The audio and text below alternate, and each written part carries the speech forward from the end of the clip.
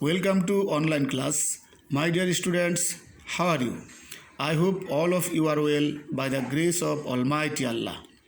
Today I will discuss for class 8 subject English topic narration or speech, direct to indirect, skill, listening and writing.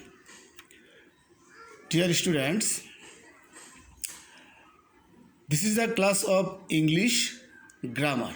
So I will try to speak Bangla because it will be easy to understand for you.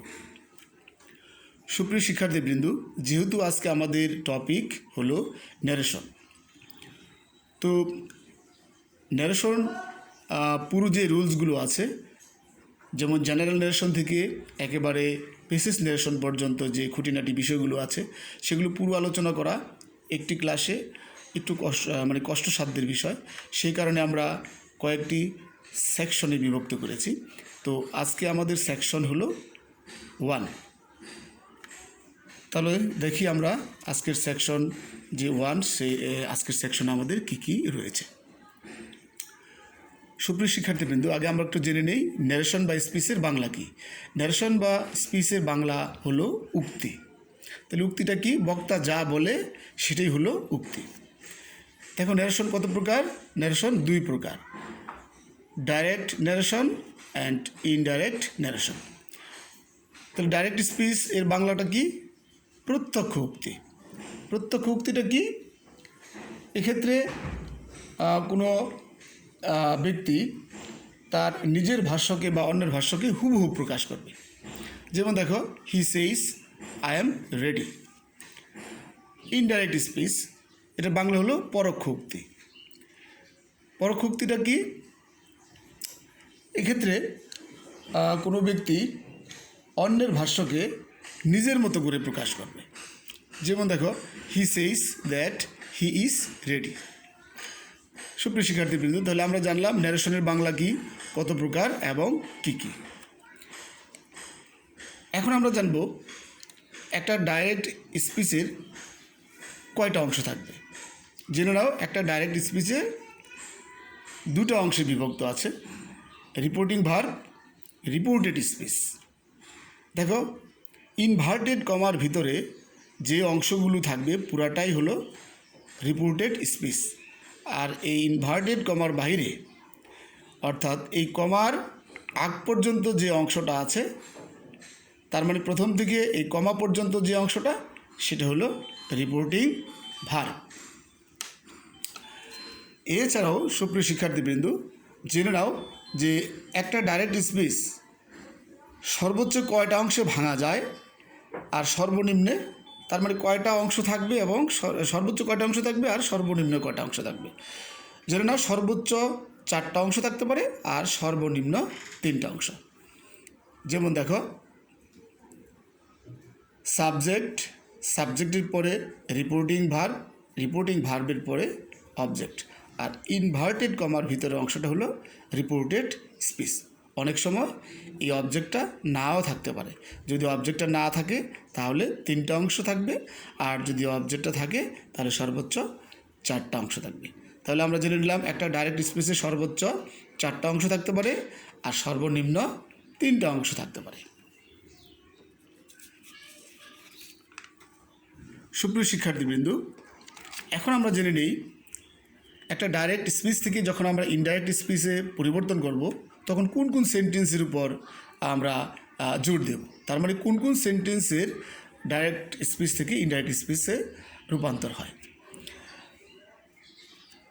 একটা direct speech থেকে indirect স্পিচে পরিবর্তন করতে হলে সেক্ষেত্রে assertive সেন্টেন্সের direct two indirect হয়, interrogative সেন্টেন্সের direct two indirect হয়, ইম্পারেটিভ সেন্টেন্সের ডাইরেক্ট টু ইনডাইরেক্ট হয়, অপটেটিভ সেন্টেন্সের ডাইরেক্ট টু ইনডাইরেক্ট হয় এবং এক্সক্লামেটরি সেন্টেন্সেরও ডাইরেক্ট টু ইনডাইরেক্ট হয়। আজ আমরা আলোচনা করব অ্যাসার্টিভ সেন্টেন্সের ডাইরেক্ট টু ইনডাইরেক্ট। তাহলে একটা অ্যাসার্টিভ সেন্টেন্সের ডাইরেক্ট স্পিচটাকে আমি কিভাবে ইনডাইরেক্ট স্পিচে রূপান্তর করব, সেক্ষেত্রে স্ট্রাকচারটা একটু দেখো। ইনডাইরেক্ট স্পিচ ডাইরেক্ট স্পিচের যে সাবজেক্টটা আছে সেটা আমরা দেখিয়ে লিখব। যদি সে থাকে সেটা দেখিয়ে লিখব। যদি উইলসে থাকে উইলসেটা আমরা দেখিয়ে লিখব। যদি সেট থাকে সেটটাও আমরা দেখিয়ে লিখব।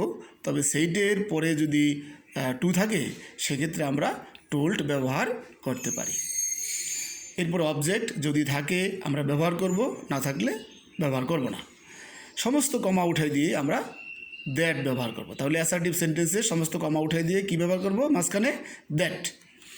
এরপরে আরএস এর সাবজেক্ট। আরএস দ্বারা কী বোঝায়? রিপোর্টেড স্পিচের যে সাবজেক্ট আছে সেটা আমরা ব্যবহার করব, তবে হুবহুব না, কিছু কিছু ক্ষেত্রে পরিবর্তন হবে, সেটা আমরা পরবর্তীতে জানিয়ে দেব। এরপরে ভার্ব, এরপরে এক্সটেনশন আমরা দেখিয়ে লিখব। যেমন একটা এক্সাম্পল দেখো, ডাইরেক্ট স্পিচটা দেখো কি বলছে, he said to me I eat rice. He said to me I eat rice. তাহলে এটাকে আমরা পরিবর্তন করি। দেখো সেইটের পরে টু আছে, তাহলে সাবজেক্ট আমরা দেখিয়ে লিখলাম সাবজেক্ট, আর সেড টু যেহেতু আছে আমরা এর পরিবর্তে টোল্ড ব্যবহার করলাম। অবজেক্টটা আছে আমরা দেখিয়ে ব্যবহার করলাম। এরপর সমস্ত কমা উঠে গিয়ে কী হলো? দ্যাট। তারপরে হি অ্যাট রাইস। দেখো এখানে কিন্তু আই ফার্স্ট পার্সন কিন্তু হয়ে গেল থার্ড পার্সন, তাই না? কিন্তু সেটা কেন হলো সেটা পরবর্তীতে আমরা জানিয়ে দেবো। আর এটা দেখো I eat rice present indefinite tense, কিন্তু আই অ্যাট রাইস হয়ে গেল না, পাস্ট ইনডিফিনিট টেন্স। কেন হলো সেটাও আমরা পরবর্তীতে জানিয়ে দেবো। সুপ্রিয় শিক্ষার্থীবৃন্দ, আমরা একটা অ্যাসার্টিভ সেন্টেন্সের ডাইরেক্ট স্পিচকে কীভাবে ইনডাইরেক্ট স্পিচে পরিবর্তন করব সেটার গঠনটা আমরা এতক্ষণ জানলাম। সুপ্রিয় শিক্ষার্থীবৃন্দ, এখন আমরা জানব যে কীভাবে একটা ডাইরেক্ট স্পিচ থেকে ইনডাইরেক্ট স্পিচে পরিবর্তন করতে হলে টেন্সের পরিবর্তনগুলো কিভাবে হয় সেটা আমরা একটু জেনে নেব।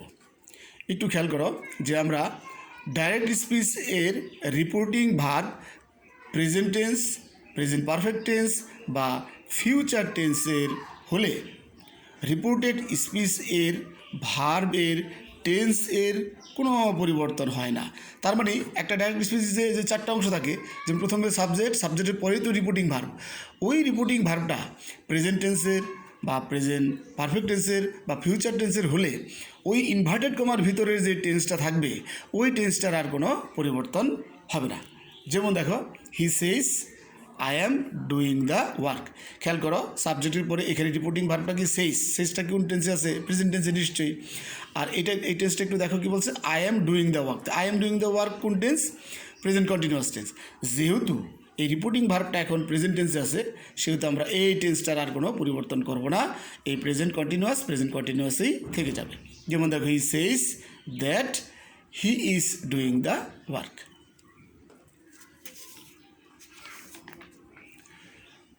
এবার দেখো, রিপোর্টিং ভার্বটি পাস্ট টেন্স এ হলে রিপোর্টেড স্পিচের ভার্ব পরিবর্তিত হয়ে অনুরূপ পাস্ট টেন্স হয়। তার মানে ওই যে ডাইরেক্ট স্পিচের সাবজেক্টের পরে যে ভার্বটা সেটাই তো রিপোর্টিং ভার্ব, ওই ভার্বটা যদি পাস্ট টেন্সের হয় তাহলে ইনভার্টেড কমার ভিতরে যে টেন্সটা থাকবে সেটা অনুরূপ পাস্ট হয়ে যাবে। সে অনুরূপ পাস্টটা কি একটু খেয়াল করো, প্রেজেন্ট ইনডিফিনিট টেন্সে যদি থাকে সেটা পরিবর্তন হয়ে যাবে পাস্ট ইনডিফিনিট।